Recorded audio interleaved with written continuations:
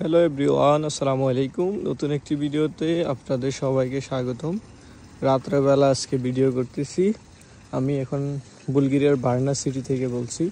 আর আমি যে লোকেশনটাতে আছি এটা হচ্ছে বুলগেরিয়ার বার্না সিটির খুবই জনপ্রিয় এবং কি সুন্দর একটি জায়গা, পিমোস্কি বা কনস্টান্সা এরিয়া। পিমোস্কি এরিয়া নামেই চিনি। আর আমি এখানেই কাজ করি, হোটেল পিমোস্কিতে। আমার নাইট শিফট ডিউটি চলতেছে আর আমি এই জায়গাটিতে এসে মাঝে মধ্যে সময় দিই। এই যে দেখেন পানি পড়ে সবসময়। আর এই যে আমাদের হোটেল। আমি এখানে এখন বাইরে আসলাম, হাঁটাহাঁটি করতেছি।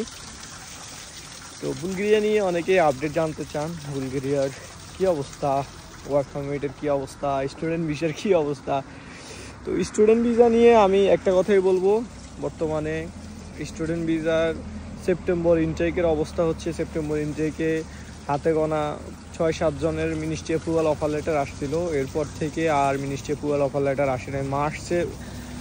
ফেব্রুয়ারি মার্চের দিকে মিনিস্ট্রি অ্যাপ্রুভাল আসছিল সেপ্টেম্বর ইনটেকের জন্য কয়েকটা।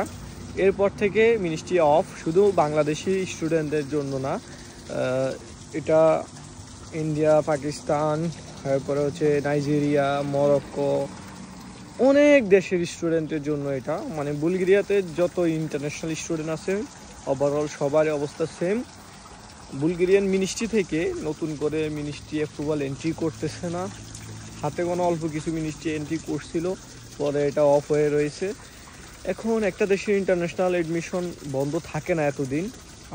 আপনাদের কাছে এটাই বলবো, আমি আশা করি এইবার 2026 সালের ফেব্রুয়ারি থেকে বা 2026 সালের সেপ্টেম্বর থেকে আবার বুলগেরিয়া নতুন দমে হয়তো সেপ্টেম্বর ইনটেকে অথবা ফেব্রুয়ারি ইনটেকে তাদের ইন্টারন্যাশনাল স্টুডেন্টের আনা শুরু করবে আশা করি।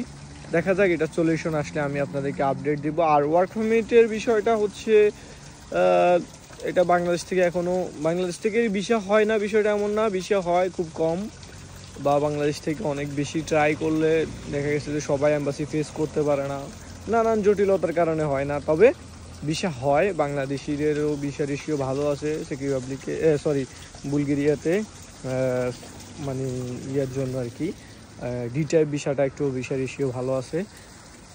আর দুবাই থেকে সবচেয়ে বেশি ভালো বুলগেরিয়ার ভিসা রেশিও। তো সবার জন্য শুভকামনা। আর এই জায়গাটা, এই লোকেশনটা কেমন সবাই কমেন্ট বক্সে জানাবেন।